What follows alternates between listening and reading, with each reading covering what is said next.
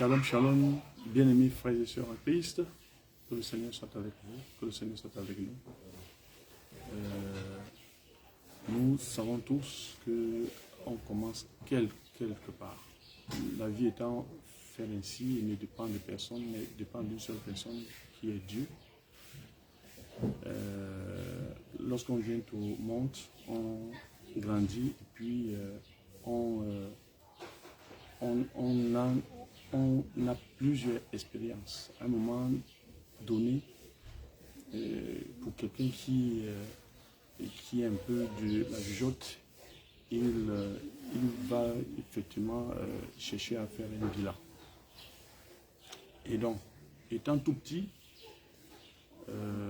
comme la plupart des jeunes, et selon le système mondial que nous faisons, dont nous vivons aujourd'hui,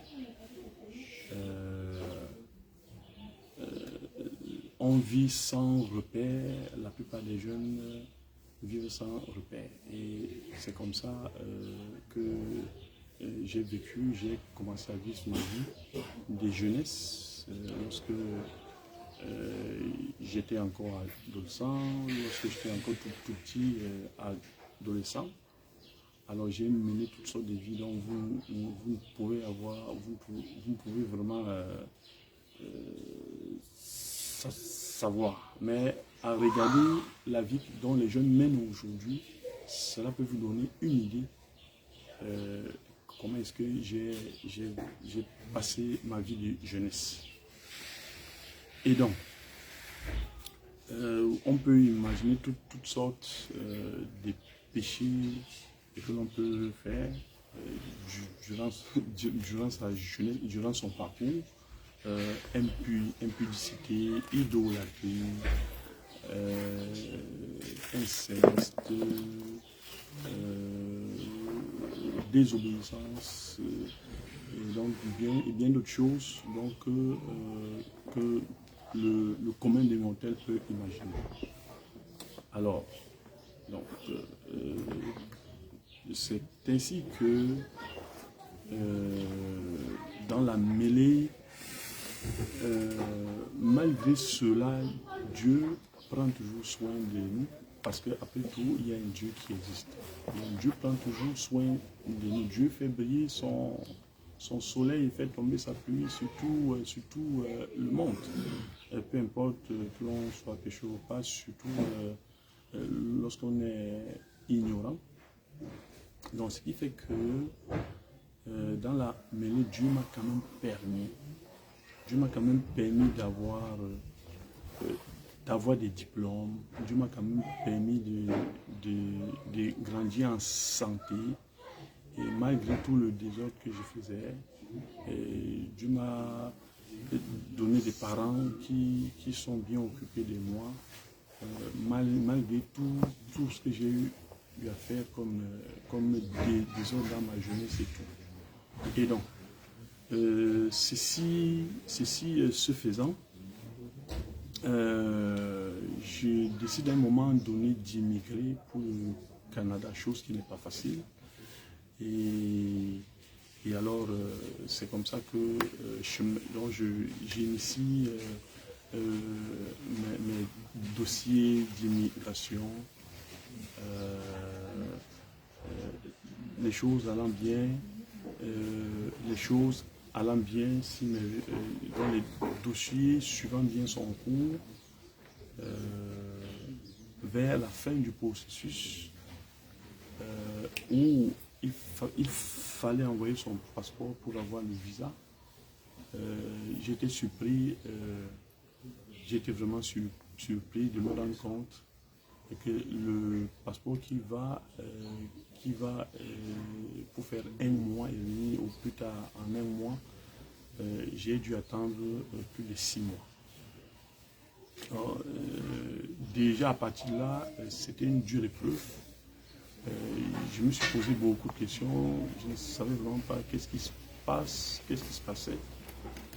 Et il fallait se remettre. Et vous savez également que lorsqu'on n'a pas connu Dieu, lorsqu'on ne connaît pas Dieu, on commet toutes sortes de choses. J'ai grandi également dans une famille où les parents croyaient, n'est-ce pas, au culte ancestral, où ma grand-mère nous était pratiquer la divination. Donc vous comprenez là tout de suite que j'avais appris à aller chez les marabouts, chez les charlatans, chez les féticheurs. Et surtout lorsque mon papa a pris une deuxième femme, tout a chamboulé, tout était désordonné dans notre vie, dans la maison de mon père. Il y avait tout un désordre. Et donc, suite à ça, j'ai décidé d'immigrer, comme je vous le comptais, comme j'ai commencé à le compter tantôt. Et par la suite, je me rends compte, donc je sens le besoin de sortir, mais je l'avais senti depuis, mais je sens le besoin d'immigrer. Et quand j'entends le processus d'immigration, vers la fin, il se pose un problème de temps. Donc le passeport qui va faire un mois pour entrer avec le visa, j'ai attendu au moins pendant 6 mois. Et c'est là que j'ai commencé à me poser des questions. C'est là qu'il fallait tenter d'aller partout. Et c'est là que j'ai tout mélangé. Marabout, prière, neuvaine, j'avais tout mélangé. Et j'avais fait même une prière, une neuvaine de prière que j'avais fait à l'époque, parce que j'étais catholique avant. Et donc, Dieu merci, on va dire Dieu merci, à la fin, ça avait marché, mais c'est juste parce que plus tard, je vais vous expliquer pourquoi est-ce que j'ai dit que Dieu fait briller son soleil sur tout le monde et fait tomber sa pluie également sur tout le monde, bien que vous ne soyez pas avec lui. Donc que vous soyez avec lui ou pas, il fait briller son soleil sur tout le monde. Il fait également tomber sa pluie sur tout le monde. Donc, c'est comme ça que dans la mêlée, j'ai attendu 6 mois. Et même après les 6 mois, j'ai pas vu mon passeport revenir. Il a fallu que j'appelle les agents d'immigration en charge de mes dossiers et pour leur demander d'essayer de voir ce qui n'allait pas, ce qu'ils ont fait. Quand ils ont fait, ils ont pu voir là où il y avait le problème et puis ils ont signalé au gouvernement au département d'immigration canadienne où il y avait, donc ils ont pu découvrir où il y avait le problème. Et 1 ou 2 mois après, j'ai vu mon passeport, mais j'ai failli rater mon immigration, juste avec déjà beaucoup d'argent dépensé, ne sachant même pas comment est-ce que je faisais pour pouvoir vivre. Donc il a manqué pour peu que je pète, que je rate mon immigration pour le Canada. Et cette immigration qui était vraiment très très déterminante pour ma vie et pour la suite. Donc, lorsque je reçois mon visa, quelques temps après les revendications, après dans les démarches, après l'appui des agents d'immigration, alors il ne me restait plus que quelques mois, quelques jours, je vais dire, quelques jours pour pouvoir voyager. Donc, et c'est plus tard que je vais comprendre que nul avait été l'intervention du Tout-Puissant, du Dieu, le Créateur du ciel et de la terre, l'Alpha et l'Oméga. Et je n'aurais pas pu voyager. Je n'aurais pas pu voyager. Alors, c'est comme ça que je voyage une semaine, parce que lorsque le pas arrive, ayant passé des mauvais temps, stressé, ne sachant pas qu'est-ce qui se passe, s'il fallait le préparer, s'il fallait continuer à le préparer ou pas. Mais vers la fin, lorsque le passeport arrive et que je vois le nombre de jours, il me restait environ comme 3 semaines, 1 mois. c'était très très peu pour pouvoir préparer un voyage comme cela. Or, habituellement, on laisse 9 mois pour pouvoir préparer donc, un voyage d'immigration, parce que c'est toute une vie qu'on change. Alors, un mois, et on a pu faire, la famille a pu se débattre comme elle pouvait pour m'aider malgré le désordre qu'on vivait. Et c'est comme ça que j'ai pu, mon père a pu nous aider, malgré tout le désordre qu'on vivait, il a pu nous aider au niveau du billet d'avion. Alors c'est ainsi que nous partons, moi et mon petit frère, parce qu'il faut rappeler également que Dieu avait fait grâce que je parte avec mon petit frère. Donc c'est comme ça que nous partions. Et alors c'était le début d'une nouvelle vie. Alors, au Canada, rendu au Canada, c'est une nouvelle vie. Et on ne connaît personne. Mais dans le canal, dans le couloir de l'immigration, il y a des aides, il y a tout ce qu'il faut pour aider tous ceux qui arrivent et toutes les nouvelles personnes qui arrivent pour pouvoir vivre et travailler. Alors, on se rend bien compte que on peut être là où on peut manquer de rien, mais souffrir aussi. On peut être là où on peut manquer de rien, on peut tout avoir et souffrir, surtout lorsqu'on n'a pas Jésus-Christ, surtout lorsqu'on n'a pas le Seigneur dans sa vie. La vie au Canada offre beaucoup d'opportunités, il y a beaucoup de travail. Il y a beaucoup de choses à faire dans différents domaines. Mais ce qui arrive est que quand on n'est pas conduit, quand on arrive de quelque part où on n'a pas la culture, où on n'a pas la culture du pays, où on a choisi de continuer sa vie, ça peut être problématique, surtout comme je disais tantôt, lorsqu'on n'a pas Dieu, Jésus-Christ dans sa vie. Et c'est comme ça que je vais tourner. L'argent va bien entrer, on peut faire du n'importe quoi. C'est comme ça que je me suis retrouvé au lieu de continuer dans la comptabilité que j'avais enseignée. Et vous voyez, parce qu'il y a tellement d'opportunités qu'on a l'embarras de choix, qu'on est embarrassé, on se dit mais est-ce qu'on devrait, je vais continuer dans ce que j'ai appris, ou alors est-ce que je devrais choisir autre chose? Et j'ai dû perdre vraiment un bon bout de temps juste pour pouvoir prendre une décision, parce qu'on est dans l'embarras, il y en a tellement, on a tellement de choix à faire qu'on peut mal s'y prendre et tout. Donc, effectivement, je découvre que je pouvais faire autre chose en dehors de la comptabilité. C'est là que je commence à comprendre que surtout que sur place eux-mêmes, dans la société, ils disent qu'il faut choisir le métier qu'on aime. Il faut choisir le métier qu'on aime, sinon choisir un métier juste peut-être parce que ça donne beaucoup d'argent, ou alors on va à un moment donné, tu ne te sentiras pas bien. Nous, en Afrique, qu'est-ce qu'on fait? On a appris dans cette misère à travailler, à faire du n'importe quoi pour pouvoir survivre. Et donc, qu'est-ce qui se passe? Et je vais d'abord trimer comme ça. Et lorsque j'émigre, je mets dans le dossier tous les membres de ma famille. Mon épouse et mes 2 enfants. À l'époque, on n'en avait que 2.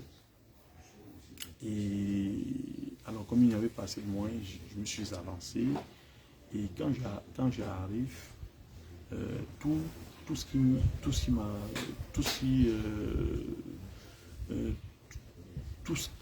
que je pense, c'est de les faire monter aussi. C'est de les faire monter parce qu'ils étaient dans le dossier. Mais pour les faire monter, il faut d'abord travailler, il faut l'argent. Et c'est comme ça que je vais d'abord mettre à faire toutes sortes de travaux qui peuvent me donner de l'argent. Et j'arrive par la grâce de Dieu à les faire, à me retrouver. Donc on fait le regroupement familial. Alors, bon, dans ma tête, je me dis, en faisant le regroupement familial, ça faciliterait les choses. Bien sûr que ça facilitait les choses, mais ce n'était pas tout. Ce n'était pas tout parce que lorsque madame arrive, c'est le début d'une autre. Parce que c'est une société qui est conçue de telle sorte que les revenus sont déclarés, tout est déclaré à la fin des exercices budgétaires, tout est vraiment déclaré. Donc on ne peut pas frauder n'importe comment. Et c'est comme ça que lorsque ma femme arrive, elle s'est coiffée. Elle dit bon non, il faut que j'ouvre un salon de coiffure. Je lui dis ok, il n'y a pas de problème, je t'accompagne là, tu es dans à 100%, tu peux y aller. Vas-y, elle a ouvert un très grand salon de coiffure. Et entre temps, moi aussi j'avais mon petit job que je faisais. Mais tout ce que nous faisions, tout ce qui avait comme rentrée d'argent, on ne pouvait rien faire, on ne faisait rien avec ça.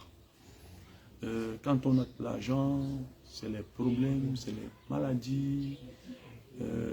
On était même dans des cotisations avant. Une fois, je me rappelle, j'ai eu à toucher dans une cotisation comme ça, on appelle ça communément tontine. J'ai eu à toucher 25 000 $. Et donc, en moins d'un mois, ça s'est dilapidé. Je ne peux pas expliquer qu'est-ce que j'ai fait avec 25 000 $. Et dans ma propre famille, même il y avait mes ententes. On ne regardait pas dans la même direction. Et à un moment donné, on se posait toutes sortes de questions. C'était comme lorsque les Africains se retrouvent quelque part dans des tontines, c'est fait de se rencontrer, manger, boire. Il y a un moment donné, en 2020, début 2020, lorsque, même avant que la Covid ne frappe, mais en début 2020, comme ma femme avait une grande portefeuille avec son entreprise de coiffure, une portefeuille d'au moins 250 clientes. Alors c'est là que il y a une des clientes qui dit un jour, il faut venir nous organisons une assemblée de prières pour la nouvelle année. On est là à la traversée de 2019 pour 2020. Et c'est comme ça que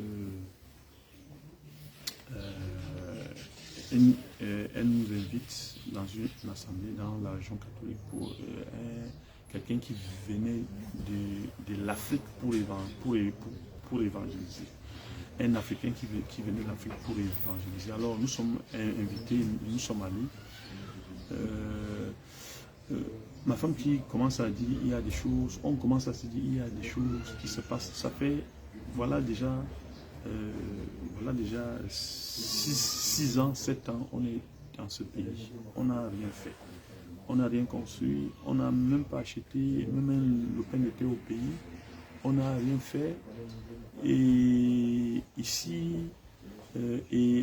lorsqu'on a un peu d'argent, c'est le cas des maladies, il faut qu'on nous appelle. Il y a toutes sortes de problèmes du côté de l'Afrique qu'il faut régler. Et tout, vraiment, il est temps que les choses changent parce que c'est comme ça que nous acceptons cette invitation d'aller à cette assemblée. Et on a commencé à être captivés et les choses se de l'eau. Les choses commencent comme ça. Lorsque la Covid frappe en mars 2020, mars 2020, on passe une semaine, 2 semaines, 3 semaines, 1 mois à la maison sans aller au culte. Or, on était des catholiques à cette époque. On était des catholiques à cette époque. Et donc, les choses se passent telles que on s'est posé une question. Depuis que la Covid a frappé, nous n'allons pas au culte les dimanches. Et on voit même le prêtre de notre paroisse qui se balade dans des rues, dans les rues, comme ça, les bras croisés, parce qu'il n'a pas de fidèles, parce qu'il ne peut pas, donc il ne peut pas faire le culte et tout. Et ça nous pose, on commence à réfléchir. C'est mon épouse qui dit, mais tiens, ça, même en temps de Covid, où il y a cette difficulté, on voit les églises se vider. Mais pourtant, c'est à ce moment que les gens devraient se mettre ensemble pour pouvoir prier. Est-ce qu'il y a vraiment Dieu dans la région catholique, là où on s'en va, là, tous les dimanches, là où on s'en va, là? C'est comme ça qu'on a commencé à se poser des questions. On a commencé à se poser des questions. Étant confiné à l'intérieur avec Internet, tout ce qu'on peut faire, c'est qu'il faut zapper les chaînes pour chercher là où il y a un bon culte, là où on prêche bien, là où est-ce qu'on peut entendre, être abreuvé de la parole de Dieu et tout. C'est ainsi que chemin faisant, on a pu détecter quelques servants des dieux faux ou vrais. À cette époque-là, on ne pouvait pas vraiment savoir identifier pour savoir qu'est-ce qui est bon, qu'est-ce qui est mauvais. Mais on s'est quand même donné et on a pu sélectionner ensemble d'abord une femme comme ça qui prêchait, elle prêchait quand même bien. Et à cette époque, on pensait que c'était bon, que c'était bien, et puis on faisait la méditation. C'est comme ça qu'on a commencé que nos yeux sont ouverts, et puis on s'est rendu compte que il semblerait que dans la région catholique, il n'y a rien. Au moment où il se passe des choses, je crois que c'est maintenant qu'on devrait prier. Or, même les simples, le prêtre même du quartier, de la paroisse où on était, n'a pas pu avoir l'idée d'organiser. C'est après beaucoup de temps, après 2 mois, lorsqu'ils se sont rendus compte que beaucoup de fidèles dans leur confinement regardaient les autres chaînes, allaient à Facebook, qu'ils se sont rendus compte qu'il fallait immédiatement aussi commencer à faire des projections à travers Facebook et autres. Mais bon, pour nous autres, là, c'était vraiment tard. Ils nous ont invités à un moment donné à regarder leur vidéo qu'ils présentaient, mais on n'était plus à ça. Parce que on avait compris que Dieu ne se pas dans les bâtiments, et que la région catholique ne faisait pas les choses de la bonne façon. Parce que avec la dame que nous suivons, bien que ce n'était pas authentique, ce n'était pas vrai, ce n'était pas le bon, mais au moins c'était une piste. C'était une piste qui nous menait quelque part, parce que déjà là, on faisait la méditation, on faisait des prières matin et soir, des prières, des combats et tout ça, et on le faisait, ce que nous ne faisions pas avant. Et quand nous le faisions, on avait quand même des petits songes, des songes, comme quoi on avait quand même des attaques. Ce qui ce qui nous interpellait quand même, on se disait, mais dans la religion catholique, on a prié tout le temps, mais on ne faisait même pas des songes, on pouvait pas, on n'était même pas attaqué comme on est attaqué présentement. Et chemin faisant, on va toujours continuer à zapper les chaînes dans YouTube, Facebook et tout. Et tout. On était vraiment comme des prostituées spirituelles, c'est-à-dire que on peut trouver telle personne qui prêche bien aujourd'hui, demain on va aller voir plutôt. Et on voyait quand même que qu'il y avait quand même une ressemblance, dans la mesure où il demandait chaque fois de faire les louanges, il demandait tout le temps de faire dans la méditation, de ne pas dormir sans méditer la parole de Dieu, dans la mesure où il nous demandait de se lever les nuits, parce que dans le monde des ténèbres travaille la nuit, il fallait se lever. Or, tout ceci, dans la religion catholique, on ne connaissait pas ça. Et personne ne nous donnait de telles informations. Donc, ce qui est venu donc justement appuyer l'idée que nous avons eue de changer complètement et de voir que le Seigneur pouvait vraiment être ailleurs, et que dans la religion catholique, ce n'était pas ça. On ne nous enseignait pratiquement pas. Quand on se retrouve le dimanche, c'est l'homélie du prêtre, et après ça, il faut se retrouver dimanche prochain. On a même la Bible à la maison, on ne peut pas lire et tout. Donc c'était vraiment le début d'une grande expérience. Et c'est comme ça que petit à petit, je demande à ma femme, nous on ressent l'envie de quitter le groupe de tontines dans lequel on se... Parce qu'on avait constaté quelque chose, 2 ou 3 mois après que le Covid soit arrivé, avec les petites prières que nous faisions, on avait remarqué que c'était que des groupes dans lesquels chacun vient pour se faire voir. Chacun veut montrer que non, j'ai telle marque de voiture, moi j'habite dans telle grosse maison.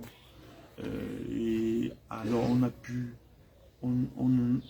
détecter cela, et on a compris que des groupes comme ça, il fallait rapidement les quitter, parce que ce n'était que des concurrents, ce n'était que des comparaisons, mais tu ne peux pas avoir un véritable problème et être assisté comme tel.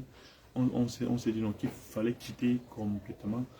Et le Seigneur nous a fait également grâce de mettre sur notre un ami, bon, je veux dire une connaissance que j'ai connue, que nous avons connue au Canada, et qui habite le même quartier que moi au Cameroun, mais au Cameroun on ne se connaissait pas, on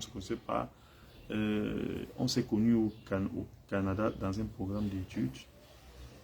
Et c'est comme ça qu'il nous parlait aussi de Dieu tout le temps. On s'appelait pour échanger. Donc l'ami en question s'appelle Guy. Donc c'est comme ça que il nous interpellait chaque fois que quand on s'appelle, je veux voir, il va faire une bonne prière, il va d'abord adresser, je cherche qu'on adresse une bonne prière au Père, au Seigneur, pour le saluer, donc pour lui remercier de renouveler notre souffle de vie en ce jour. Donc c'est comme ça qu'il nous a, il est parti de Montréal de Montréal pour la région, parce qu'il disait ils avaient voulu acheter la maison, et la maison était tellement chère. Et effectivement dans la ville de Montréal et ses environs, dans les grandes villes urbaines canadiennes, les maisons sont vraiment très très chères. Alors ils se sont dit non, la parole de Dieu enseigne qu'il ne faut pas s'endetter. Or, prendre une maison pour payer pendant 25 ans, c'est comme mettre de la corde au cou alors que on a plein de choses à faire. Et donc ils se sont dit non, nous vous invitons à venir voir ce que nous avons fait et nous conscients de faire de même parce que la parole de Dieu, n'est-ce pas, interdit de s'endetter. Alors, ça nous a captivés. Cette décision qu'ils avaient prise nous a vraiment... ça nous a captivés et on a dit, bon, on va voir. Quand ils sont allés s'installer en région, nous sommes allés les rendre visite. Vraiment, ils avaient pu acheter une maison assez modeste, sans s'endetter. Et ils vivaient avec les enfants, ils vivaient bien. Dans une vie de prière. Waouh, ça nous a vraiment frappé. On s'est dit, mais tiens, mais nous aussi on peut faire de même. D'abord qu'on réalise qu'il faut quitter le groupe et ensuite Dieu nous met quelqu'un sur notre voie qui nous montre que non, qui nous dit que la détenue n'est pas bonne.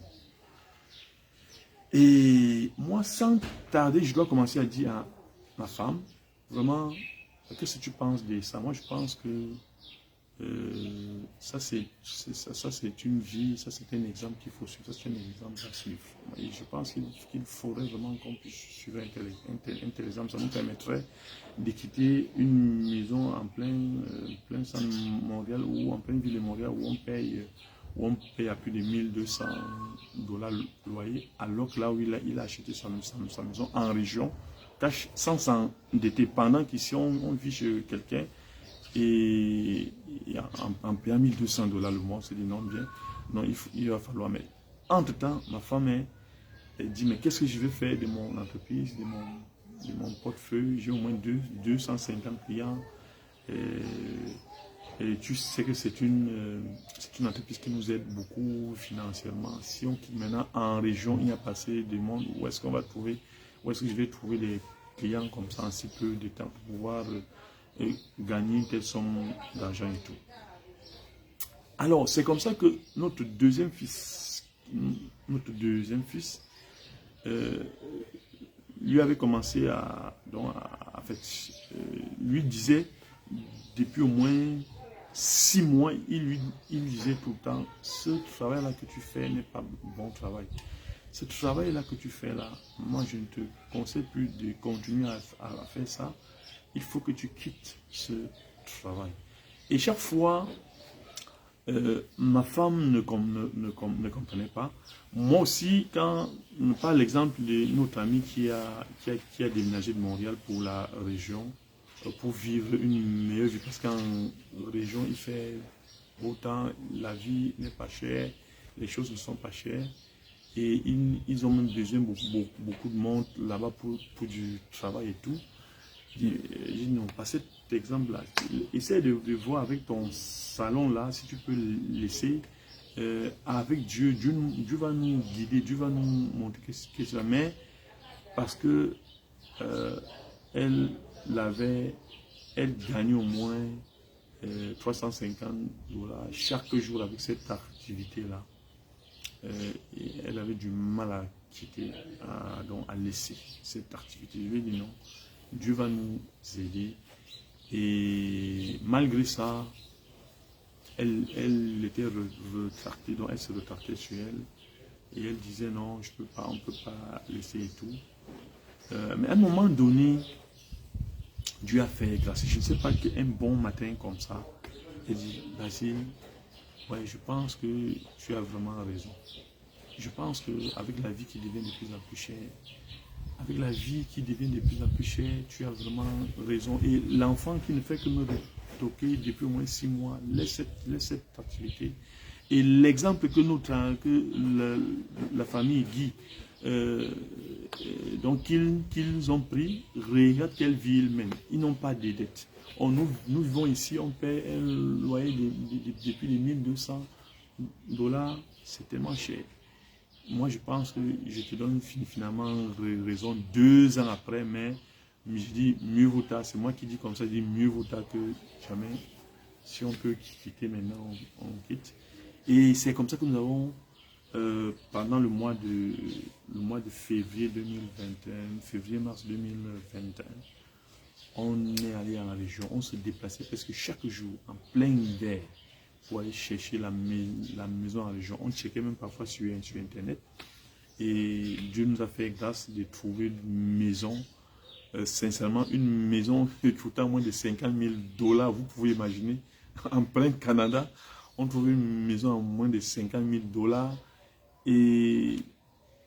Et une maison qui n'est pas aussi vieille que ça, mais qui est bien et dans laquelle,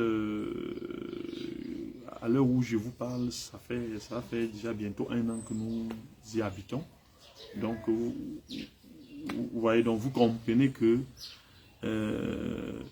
Dieu y a été pour quelque chose. Dieu y a vraiment été pour quelque chose. Et c'est comme ça que nous avons déménagé. Donc, nous sommes rendus en région. Et en région canadienne, québécoise, là-bas, Dieu nous a fait grâce. On a trouvé travail. Elle qui se plaignait, elle qui disait non, qu'est-ce que je vais faire si je laisse la coiffure. Là-bas, elle gagne presque ce qu'elle gagnait aussi dans la coiffure. Donc, elle gagne ce qu'elle gagne presque dans la coiffure. Elle laisse comme ça dans les salons, un salon de coiffure qui lui procurait au bas mot chaque mois environ dans les 12 000 à 15 000 $. Donc, vous voyez ce que Dieu fait, donc Dieu peut faire dans la vie d'un être humain. Donc, c'est comme ça que, toujours chemin faisant, dans les vidéos, dans les médias sociaux, vers la mi-novembre 2021, vers la mi-novembre 2021, puisque nous avions adopté, une façon de vivre. Les enfants ne regardent plus n'importe quoi dans la télévision. Et quand on va sur la télévision, c'est juste pour mettre YouTube et prendre des prières, des chants de louanges et tout. C'est comme ça que quand on va sur YouTube, et ma femme qui aime bien aller sur YouTube, elle découvre Jésus revient. Elle découvre Jésus revient par les délivrances qui se fait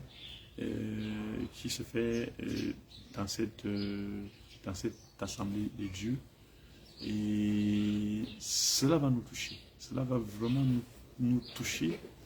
Et c'est comme ça qu'on va commencer à regarder Jésus revient. Et il ne peut pas se passer une journée depuis ce temps-là. Donc une journée, même quand on est au travail, si ce n'est pas moi, ma femme qui va prendre le téléphone pour voir s'il y a eu des délivrances et tout. Et ainsi que des capsules dans des cultes et des messages, des bonnes nouvelles à adresser à l'humanité entière.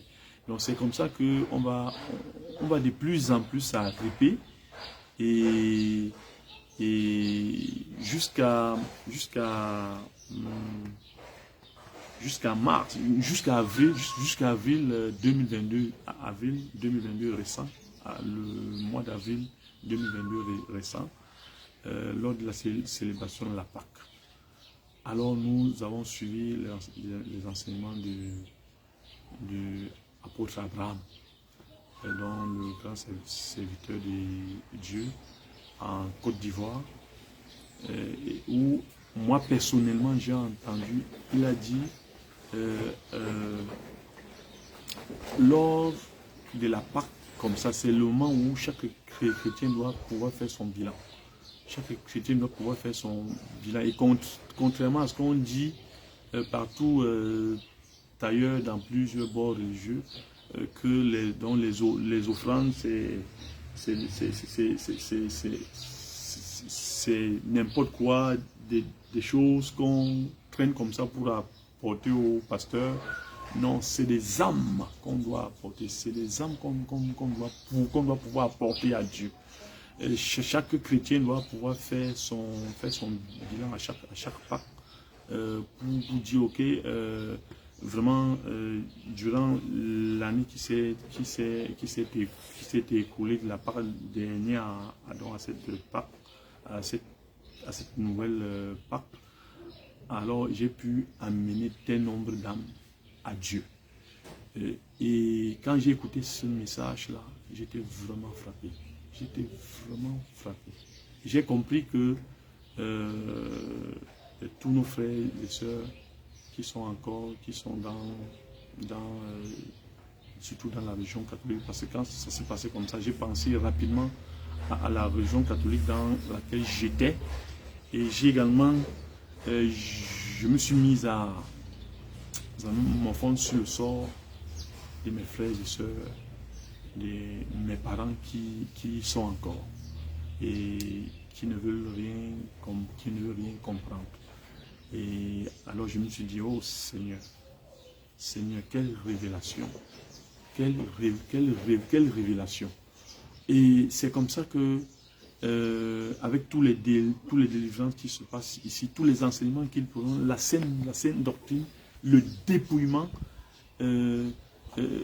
suite à ça, parce que suite à, dans ce même cheminement depuis novembre, quand on a commencé à suivre Jésus qui se revient, le dépouillement s'est accentué dans notre vie. Et c'est cela qu'on a commencé à être interpellé. On a dans des vêtements, ma femme même a commencé à dire, mais avec le travail, c'est qu'on demande de porter le pantalon tout le temps pour pouvoir travailler. Est-ce qu'à un moment donné, qu'est-ce qui va se passer là? Parce que moi, je sens qu'à un moment donné là, je vais lâcher, ou alors je vais tricher. Donc, quitte à ce qu'il me chasse même du travail et tout. Et c'est comme ça que le dépouillement s'est intensifié dans notre vie, jusqu'à ce que récemment, au mois de février-mars, dans le travail que le Seigneur nous avait donné lorsque nous avons déménagé, pour nous rendre en région, pour aller vivre en région.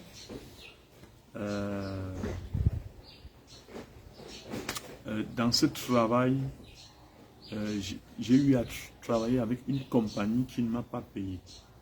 Depuis que j'étais arrivé au Canada, je ne connais aucune compagnie qui engage sans payer.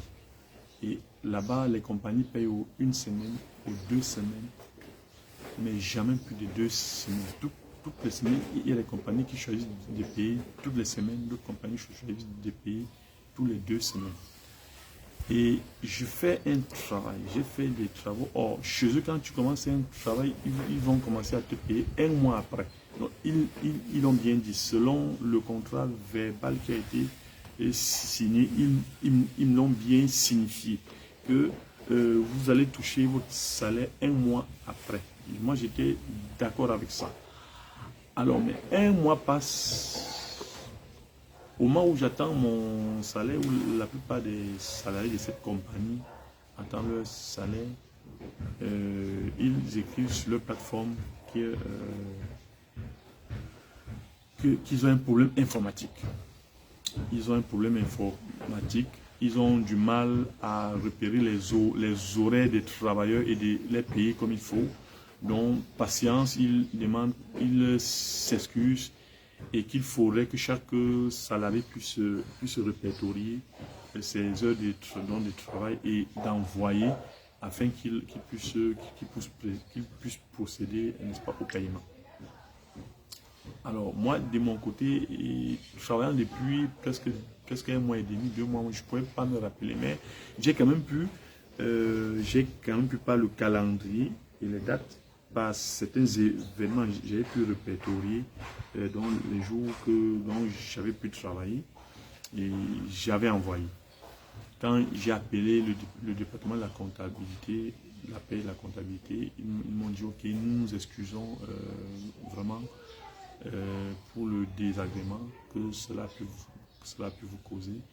Et ils m'ont envoyé un premier montant de 2000 $.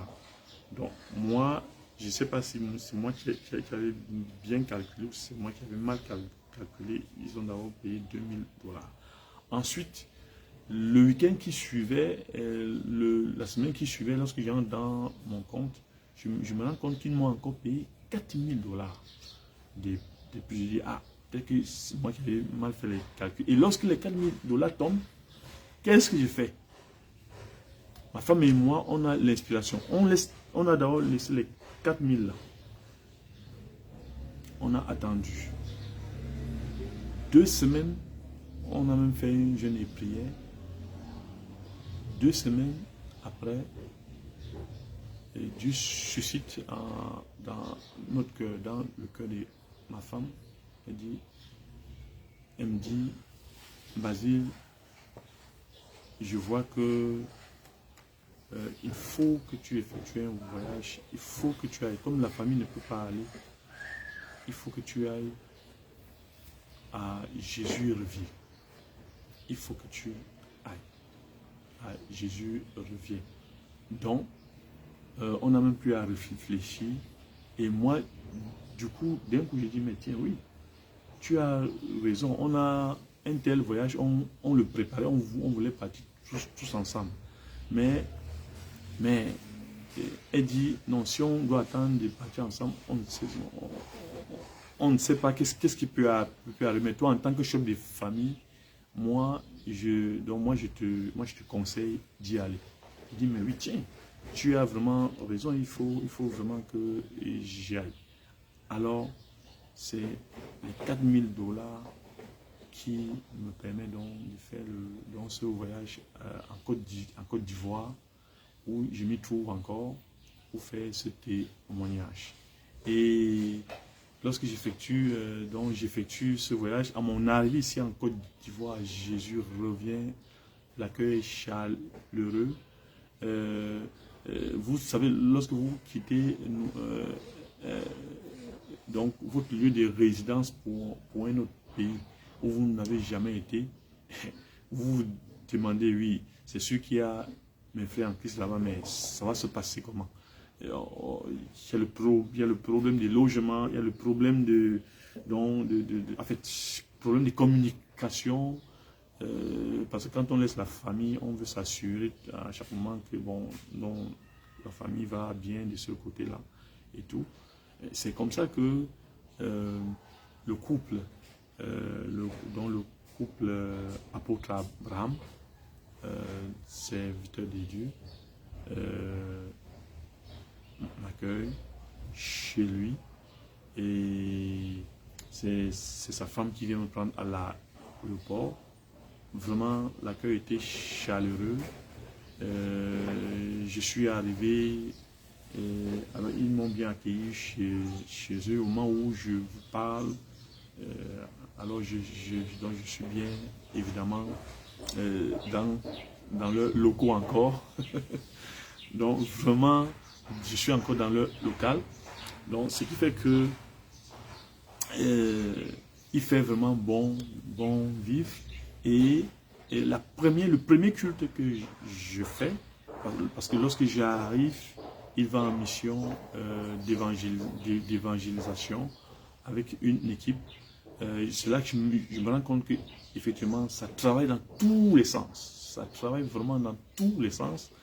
Et ce que j'ai vraiment apprécié, ce que je n'avais jamais vu ailleurs, dans la première semaine, lorsque j'arrive, il me dit, tu arrives au moment où on va en mission.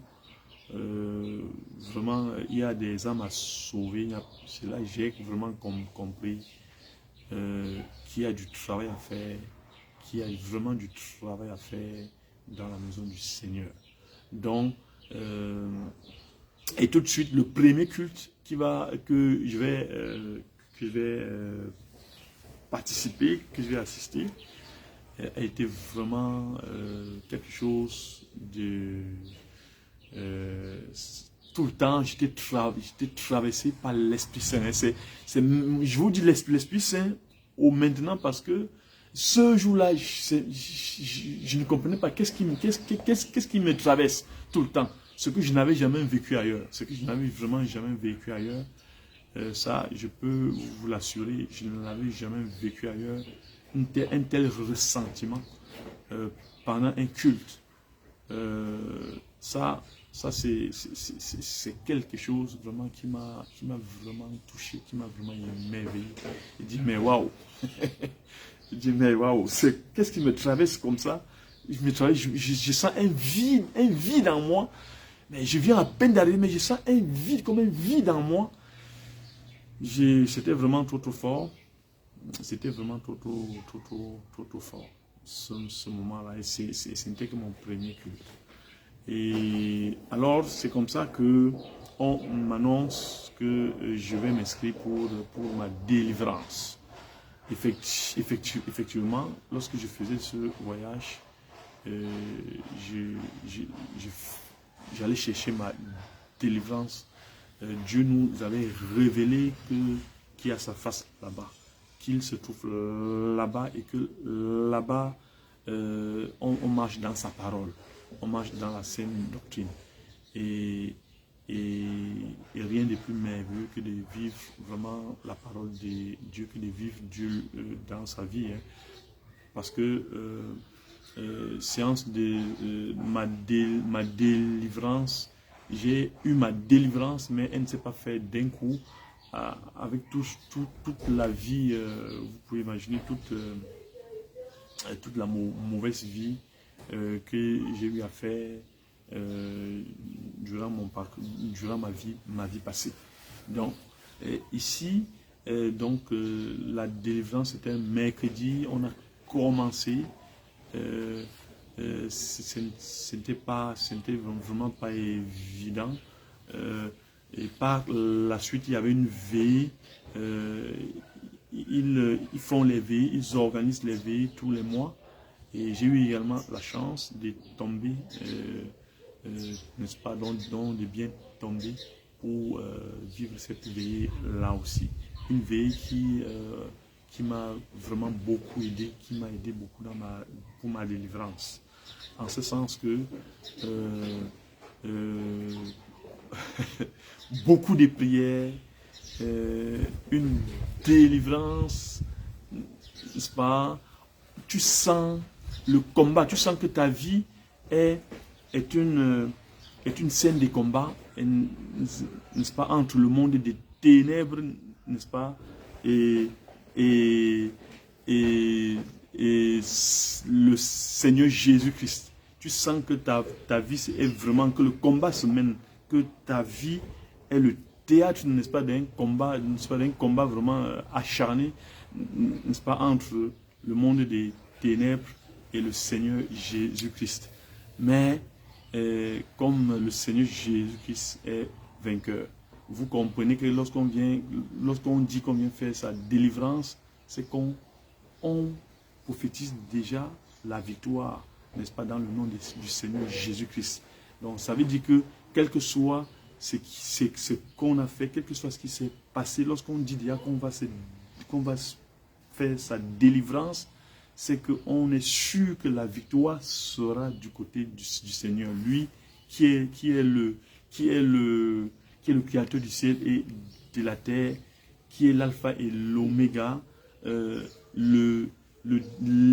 Lucifer lui-même, le Satan lui-même comprend que il ne peut s'en prévaloir, il peut prendre le dessus sur les œuvres de l'Éternel, Dieu Tout-Puissant, pour pouvoir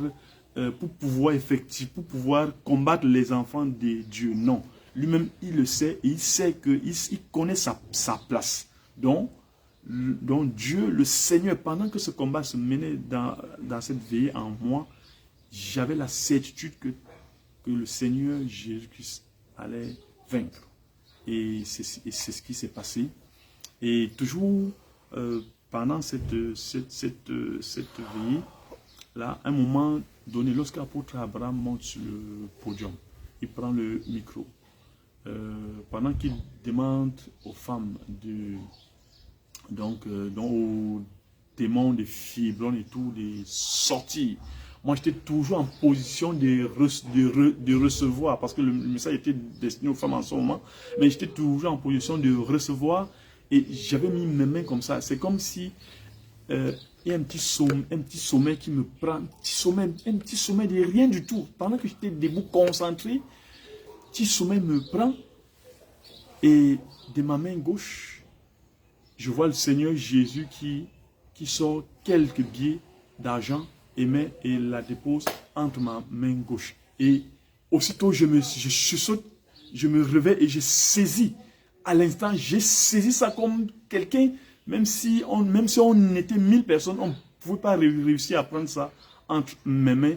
Et j'étais tout en joie. Je me suis dit, oh Seigneur, mais est-ce que c'est toi qui as vraiment pu me donner cet argent? Oh, j'étais vraiment content. J'étais vraiment content et tout. Quand j'ai parlé à un des grands serviteurs de Dieu, de Jésus-Christ revient en l'occurrence au pasteur Jacques, il m'a dit, c'est une restauration. C'est une forme de restauration. Donc, c'est une forme de délivrance. Donc, c'est le Seigneur qui est à l'œuvre. Et effectivement, au moment où je vous parle là, c'est vraiment avec beaucoup d'émotion donc vous pouvez voir que c'est vraiment avec beaucoup d'émotion que je le dis. Effectivement, parce que c'était vraiment très très fort. Et comme si ce n'était pas tout, il y avait le lendemain rapidement, on me dit non, il faut que tu ailles te baptiser. On fait la liste des baptisés. On me dit non, il faut immédiatement que tu ailles te baptiser. J'inscris mon nom sans hésiter. On se rend sur le lieu du baptême. Et c'est comme ça, pendant le baptême, effectivement, j'ai eu le Saint-Esprit. J'ai eu le Saint-Esprit. Lorsque le Saint-Esprit vient sur vous, ô Seigneur Dieu Tout-Puissant, ô Père, vous ressentez toutes sortes. Vous êtes, je ne sais pas comment est-ce qu'il faut expliquer ça. Je ne sais pas comment est-ce qu'il faut expliquer ça, mais c'est quelque chose que je n'avais jamais vécu. C'est quelque chose que je n'avais vraiment jamais vécu. Et à l'issue de ce baptême, je suis ressorti, n'est-ce pas, n'est-ce pas, avec le nom de Paul. Avec le nom de Paul. Donc vous comprenez qu'à Jésus revient, vraiment, tout est fait sur la base de la parole. Tout est vraiment fait sur la base de la parole de Dieu. Donc il n'y a rien qui se fait en dehors de la parole de Dieu. Et c'est comme ça que le culte, il y avait culte, il fallait, tous les dimanches il y a culte, le lendemain c'était le dimanche, il fallait aller au culte. Au culte, il me semble que la délivrance était toujours en train, donc la délivrance continuait, parce que pendant ce culte, j'ai également encore, par l'assistance du Saint-Esprit, j'ai vomi des choses, j'ai sorti des choses encore. Vraiment, c'est là que j'ai compris que le Seigneur est présent. Le Seigneur est véritablement présent ici à Jésus revient. Vraiment, le frère Jacques, le pasteur Jacques, qui s'est donné, le pasteur Jacques et ses confrères, hein, et qui suivent de plus près, n'est-ce pas, toutes les personnes qui se délivrent,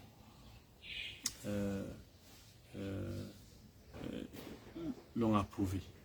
Donc, sincèrement parlant, le dimanche du culte, j'ai dû vomir. Moi, quand je voyais les autres vomir, moi je me disais, mais est-ce que c'est pourquoi est-ce que moi aussi je ne peux pas faire? Est-ce que pourquoi les autres vomissent et moi je peux pas vomir? Mais ce jour-là, j'ai vomi. J'ai vomi et c'est pas juste du vomi comme on dit vomi, parce que lorsqu'on vomit, c'est parce que le Saint-Esprit, le Seigneur Jésus-Christ retire de nous ce qui n'est pas de lui, parce que pour venir à lui, il faut être saint. Et donc, pour être complètement délivré et pour demeurer dans ses pavilles, pour demeurer auprès de lui, il faut être complètement délivré. Donc moi j'ai compris. Donc lorsque l'on vomit à des séances de délivrance, on sort tout ce qui n'est pas de Dieu en nous. On sort tout ce que nous avons fait, que l'ennemi a pu mettre en nous. On sort cela, sinon Dieu ne peut pas être avec nous. Donc c'est ainsi que le mercredi qui suivait, il fallait faire une dernière examination. Donc j'y étais à cette séance de délivrance. Et effectivement, lors de cette séance encore, j'ai eu à bailler, j'ai eu à rôter beaucoup, et j'ai eu à faire des gaz. C'est généralement les voies par lesquelles l'ennemi aussi sort. Et puis, séance tenant, le Seigneur Jésus-Christ, par la bouche de ses serviteurs, ont effectivement approuvé que je suis délivré, que je suis bel et bien délivré. Donc au moment où je vous parle, je rends gloire à Dieu pour tout ce qu'il fait dans ma vie, pour tout ce qu'il a déjà fait et pour tout ce qu'il est en train de faire. Parce que je crois que c'est le commencement d'une nouvelle page, n'est-ce pas, dans ma vie et celle de ma famille. C'est d'ailleurs pour la raison pour laquelle j'invite toutes les personnes de la diaspora, en dehors de la Côte d'Ivoire et partout ailleurs, à travers l'univers, à travers le monde, de venir vivre cette expérience, mais une expérience qui n'est pas juste une simple expérience d'une vie comme ça qu'on mène, et peut-être juste pour la garder en photo, mais une expérience qui vous permet d'être aux côtés de notre Seigneur Jésus-Christ. Donc une expérience qui vous garantit le salut, une expérience à travers laquelle vous découvrez qui est véritablement le Seigneur Jésus-Christ. Ce n'est pas juste des mots ou des phrases en l'air qu'on prononce partout sur d'autres bords religieux. Non, il s'agit de rejeter complètement l'ancien homme qu'on était et d'aborder le nouveau homme avec Jésus-Christ pour avoir le salut, pour avoir sa place au ciel. Parce que contrairement à ce que la plupart des gens pensent, c'est qu'ils pensent que la vie se limite ici sur terre. Non. Beaucoup pensent comme ça, qu'il faut vivre n'importe quel genre de vie. Et bon, puisque après la mort, il n'y a plus rien d'autre. Non. Non, oubliez, mes chers frères et sœurs en Christ, oubliez ça. Oubliez complètement. Je ne sais pas où est-ce que vous avez pris de tels enseignements alors que tout se trouve dans la parole de Dieu. Et Jésus-Christ, le Seigneur Jésus-Christ lui-même nous l'a révélé à maintes fois à travers l'évangile de Matthieu, de Marc et tout. Donc, c'est parce que on ne nous a pas appris à lire la Bible, on ne nous a pas appris à méditer, on ne nous a même pas appris à prier du tout. Et donc, c'est une belle expérience de vie qui nous garantit le salut. Mais bien sûr, bien évidemment, si nous ne rentrons pas à nos vomis, parce que l'ennemi est toujours là, rôdant, cherchant qu'il dévorer. Donc, il faut être sur ses gardes. Même lorsqu'on a Jésus avec soi, il faut rester sur ses gardes. Il faut vraiment rester sur ses gardes, parce que Dieu, lui aussi, agit agit dans notre vie selon comme nous agissons aussi, donc selon comme nous vivons. Donc, il faudra surtout éviter, lorsqu'on a eu Dieu, lorsque Dieu nous accepte, donc de retourner à nos vomis, car ça risque d'être fatal, surtout que après, ce n'est que le commencement ici. La vie, lorsque nous venons au monde, ce n'est que le commencement. Ce n'est que le commencement d'une longue vie. Parce que ce qu'il faut rechercher, c'est l'éternité. Ce n'est pas, ici sur terre, on parle du temps, mais après la mort terrestre, on vit l'éternité. C'est pour ça que Dieu lui-même est éternel. Donc, il nous avait préparé à ça, à vivre dans l'éternité après la mort. Mais beaucoup d'êtres humains pensent que la vie se limite ici et pensent qu'ils vont faire n'importe quel genre de vie. Et après, non. Non, si l'enfer existe pour ceux qui vivent n'importe comment. L'enfer est réservé à tous ceux-là qui vivent n'importe quel genre de vie. Et le paradis est là pour tous ceux qui vont vivre l'éternité, n'est-ce pas, dans la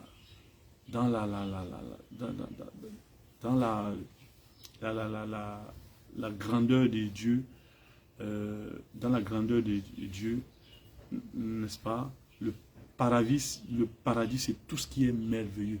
Et c'est ce paradis-là, tous ceux qui auront droit au ciel, à ce paradis-là, c'est ceux qui auront vécu selon la parole de Dieu, qui auront vécu dans la parole de Dieu pendant leur vie sur terre. Donc je pense que vraiment,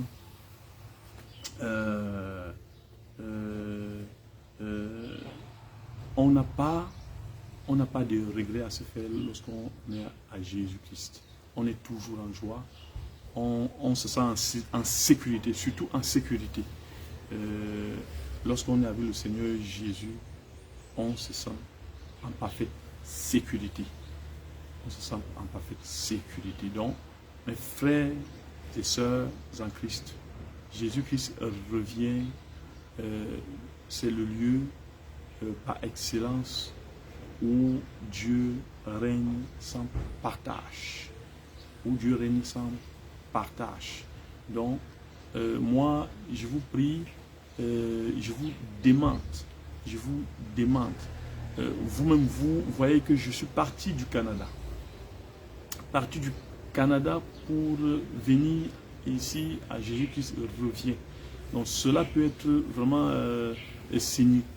très, très significatif pour ceux-là qui doutent, pour ceux-là qui malgré tous les témoignages qui peuvent être faits, peuvent garder encore en eux l'esprit dubitatif. Donc vraiment, ne soyez pas incrédules, ne soyez pas incrédules face au message de Dieu, parce que Dieu, lui, il se révèle à chacun de nous tout le temps. Mais c'est nous qui ne voulons pas, c'est nous qui fermons les yeux, c'est nous qui endurcissons nos oreilles, c'est nous qui ne voulons pas répondre à son appel. Donc vraiment, c'est le moment de saisir cette opportunité-là. C'est une opportunité. Parce que Dieu la donne tout le temps, mais on ne sait, comme on dit, on ne sait ni l'heure, ni le jour. Ça peut pas la mort. Il faut se poser la question. Si tu meurs maintenant, où on se parle, où vous m'écoutez, si vous mourrez, si vous fermez les yeux, s'il vous arrive de quoi, où est-ce que votre âme ira? Est-ce que vous posez même cette question? Où est-ce que votre âme ira? Donc, c'est autant de questions qu'il faut se poser. Et ceci, c'est un message que j'adresse particulièrement à tous ceux-là qui pensent vivre n'importe quel genre de vie et croire après que, bon, non, il n'y a rien, c'est tout. Non, non, non, non, non. Chacun aura des comptes à rendre. Chacun aura des comptes à rendre. Donc, vous pouvez également aller, consulter, si je ne me trompe pas, Matthieu 25, 14 à 30, les paraboles des talents pour voir ce qui est réservé à ceux qui ne se grouillent pas à ceux et qui ne cherchent pas Dieu afin de découvrir leur destinée pour les mettre, n'est-ce pas, au service de l'humanité, au service des enfants de Dieu, ce qui les attend à la fin. Donc voilà ce que je peux dire. Et donc j'interpelle surtout les gens de la diaspora à faire de même. Vous êtes attendus, c'est une famille merveilleuse qui vous attend ici. Je me posais beaucoup de questions en venant ici, mais une fois que vous arrivez ici, vous avez, dès l'instant que vous déposez les pieds ici, vous sentez en famille rapidement. Donc je vais profiter comme ça pour saluer tous les membres de Jésus qui se reviennent, de la Côte d'Ivoire et de partout ailleurs au monde, que le Seigneur Jésus-Christ soit avec vous, qu'il continue à vous affermir, que vous gardez des pieds fermes dans sa parole, car ce n'est que ça qui est notre visa pour le ciel. C'est ça qui est notre visa pour le ciel. Donc je vais aussi finir, je vais dire aussi, donc je passe un petit coucou à ma famille que j'ai laissée au Canada, qui se porte aussi bien par la grâce de Dieu, et qui attendent aussi d'avoir leur tour de venir en Côte d'Ivoire, parce que eux aussi ils viendront. Donc à mon retour là, on va s'asseoir pour organiser ça. Eux aussi ils viendront ici. Donc sincèrement, j'ai dit merci à tous ceux, toutes les personnes qui de près ou de loin m'ont aidé. Ici à Jésus revient. Bye bye.